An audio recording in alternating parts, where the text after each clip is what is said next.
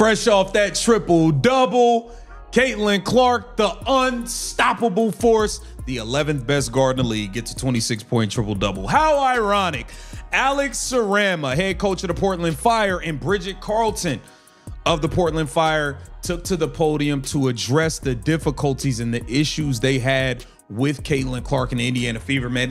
Clark show, she's unstoppable. They could not, I mean, they had to admit it. They had to admit it. When you step onto a professional basketball court, you know there is a chance you might get beat.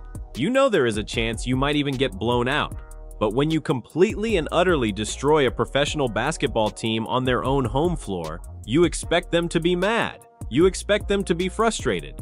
What you absolutely do not expect under any circumstances is for a professional head coach to literally lose their grip on reality on national television and throw out the most dangerous, controversial word in all of sports. Yes, you heard that right, guys. If you thought the Indiana Fever's absolute 112-89 massacre over the Portland Fire was just another regular season victory, you have missed the biggest, most chaotic, and most embarrassing meltdown of the entire WNBA season. Sit back, grab your snacks, and hit that subscribe button right this very second, because we need to talk about the insane, viral moment Portland head coach Alex Sarama accused Caitlin Clark of cheating the game of basketball. And even crazier, we need to talk about what happened exactly 20 minutes later, when her own star player, Bridget Carlton, grabbed the microphone and forced her own coach and her entire franchise into a humiliating public surrender. You will not believe how this night ended. Let's get into it. Let us set the scene and look at the facts, because the level of absolute dominance we witnessed last night from number 22 was actually terrifying. Caitlin Clark stepped onto the hardwood in Portland, looked at the crowd, and decided to put on a basketball masterclass that belongs in the Hall of Fame. Portland came into this game thinking they had the answer. They spent all week in the film room. They designed double teams. They planned traps, and they tried to put their most physical defenders right in Caitlin's jersey from the moment she crossed half court. But you cannot game plan for a player who is operating in the Matrix. All the free throws they got, I thought Nards was in great position a lot of the time. She had obviously a tough assignment on Caitlin Clark, but I thought she did a really good job. So Whoa. Don't try to blame the free throws. Hold on. I know you're not trying to blame the free throws. Y'all was actually fouling. There was a bunch of plays where they didn't actually call a foul until like the third or fourth time she was fouled on the same possession. How about the end of the first quarter, that what should have been a 4-point play? She got fouled on a 3-pointer and made it. They didn't even call it. Like, let's be real here. Y'all was fouling the shit out of Caitlin Clark, bro. Like, let's be real. Pardon my language. Oh, it's tough. I mean, at times I did feel it was a better second half. I mean, it's tough with all the free throws they got. I thought Nards was in great position a lot of the time. She had obviously a tough assignment on Caitlin Clark, but I thought she did a really good job. So it's tough. I mean, a 34-18 disparity at the free throw line, that's also very hard to compete with. Caitlin was dropping no-look, behind-the-back passes that completely defied the laws of physics. She was threading the needle through 3 defenders, finding open teammates under the basket before the defense even realized what was happening. And when she was not handing out dimes, she was pulling up for 3-pointers from the arena parking lot. I am talking about shots that make opposing coaches want to pull their hair out. By the end of the third quarter, the stats were already looking like a video game on rookie difficulty. 26 points, 11 rebounds, 11 assists, a flawless, effortless, soul-crushing triple-double. The Portland Fire players looked like they were running in quicksand. They were exhausted, they were defeated, and the scoreboard showing 112-89 was a massive reality check. But instead of tipping their hats to a generational talent, instead of admitting they just got beat by the best player on the planet, the Portland sideline absolutely imploded in the worst way possible. This is where things went from a basketball game to an absolute circus. Cameras caught Coach Alex Sarama pacing the sidelines, and guys, she was completely losing it. Her face was red. She was completely ignoring her own team's offensive sets, and she was spending every single possession screaming at the referees. But she was not just arguing about regular foul calls. She wasn't just asking for a moving screen whistle. Audio picked up from the front row of the arena revealed something completely shocking. Coach Sarama was actively, loudly accusing Caitlin Clark of cheating the system. She was yelling that Caitlin's signature, unstoppable step-back three-pointer was an illegal travel. Every time Caitlin hit a deep shot, Sarama was on the floor, waving her arms, screaming at the refs that she was taking too many steps. She was screaming that the screens being set by the Fever Bigs were illegal, rigged by the officials to protect the golden child of the WNBA. At one point in the fourth quarter, Coach Sarama literally turned away from the court, looked directly at the official scorer's table in total disbelief, and started pointing fingers. It was pure, unfiltered panic. Seen them do till today, and this is obviously something they practice. So what they did was, whoever is on the inbounder is standing in front of Caitlin, they're standing here as well. So they are at full court on Caitlin Clark. They're not letting this inbound.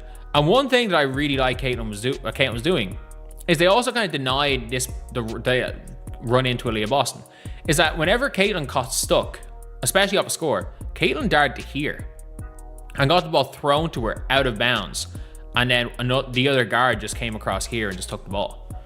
Like, that is something that I have not seen the Fever run, and they obviously went into their game plan with that. But they kind of did that the whole game. Like, for 40 minutes, there was non-stop. There wasn't as much full court trapping as I expected from Portland. I expected to see a bit more full court trapping.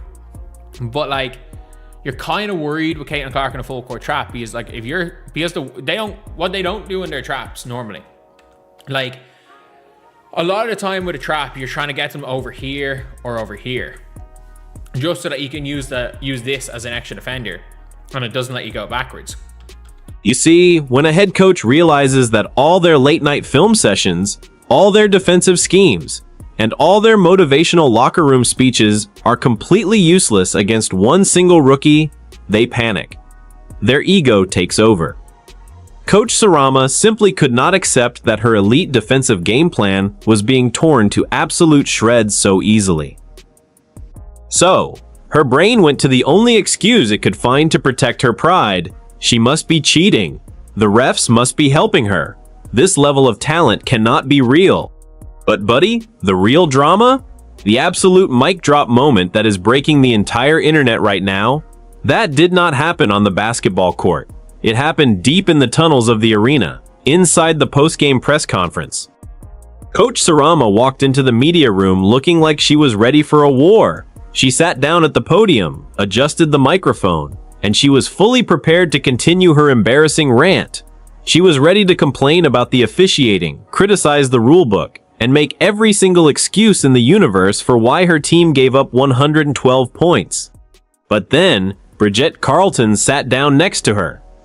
Now, you have to keep in mind who Bridget Carleton is. She is a fierce, proud competitor. She is the defensive anchor who actually had to chase Caitlin Clark around the perimeter all night long. She is the one who had her ankles tested, her lungs burned, and her pride challenged on national television for 40 straight minutes. A reporter in the front row asked Coach Sarama a question about the defensive breakdown, and just as Sarama opened her mouth, ready to start dropping those cheating accusations and referee excuses to the media, Bridget Carleton had enough. In a moment of pure, raw honesty that shocked every single journalist in that room, Carleton reached over, grabbed the microphone right out from front of her coach, let out a deep, exhausted sigh, and delivered the ultimate reality check. So I think it's, and you know, schematically, like, I wouldn't say it was things like hits from Indiana that were causing us problems. I think some of them were transition. A lot of them were when we were just dominoes, drive and kick, like, you know, making poor passes, poor pass quality to teammates.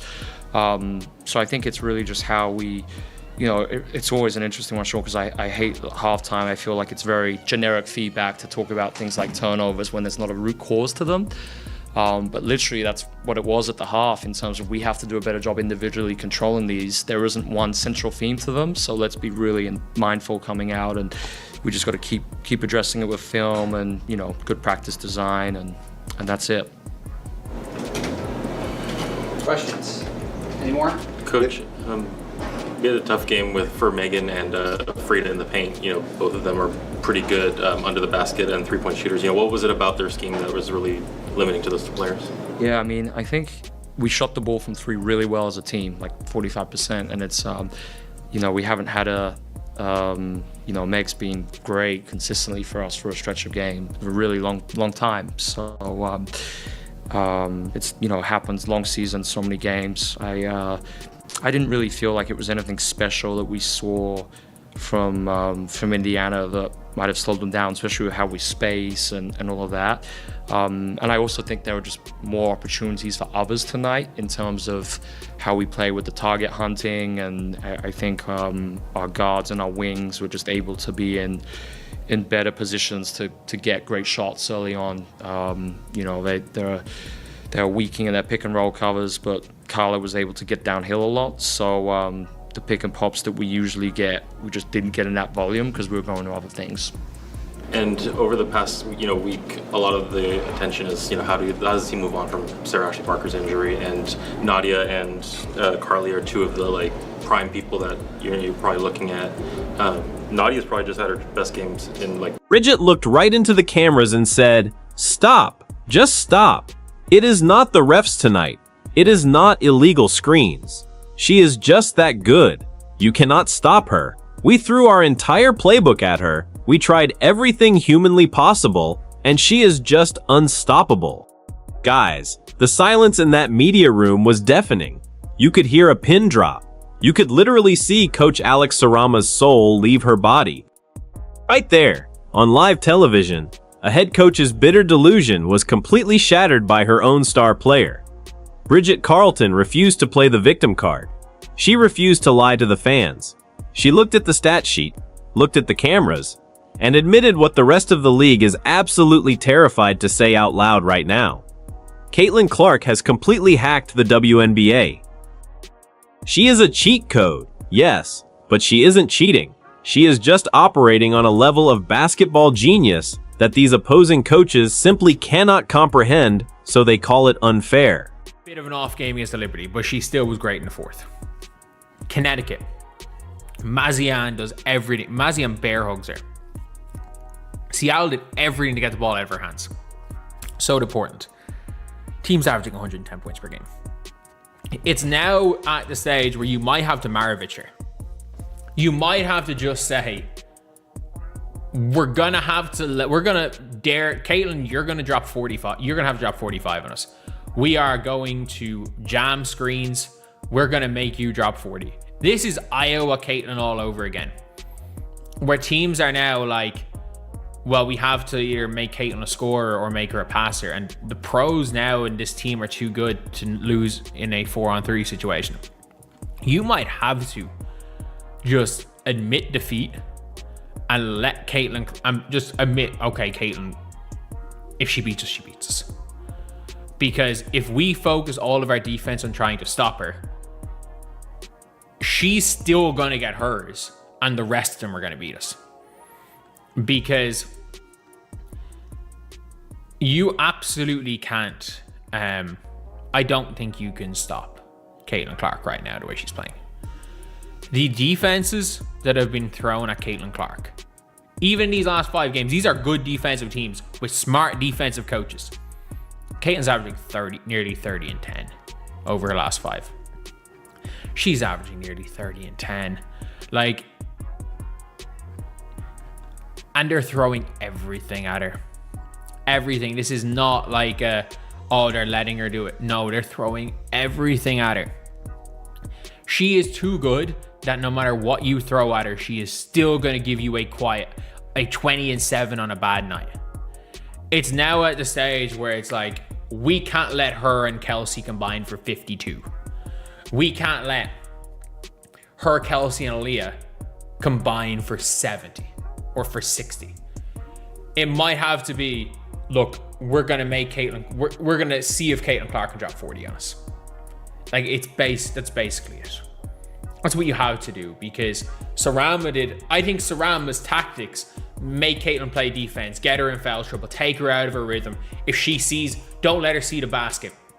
Go. The Portland Fire tried to run a desperate smear campaign in the middle of a blowout loss to save their pride, and it backfired in the most spectacular, humiliating way possible.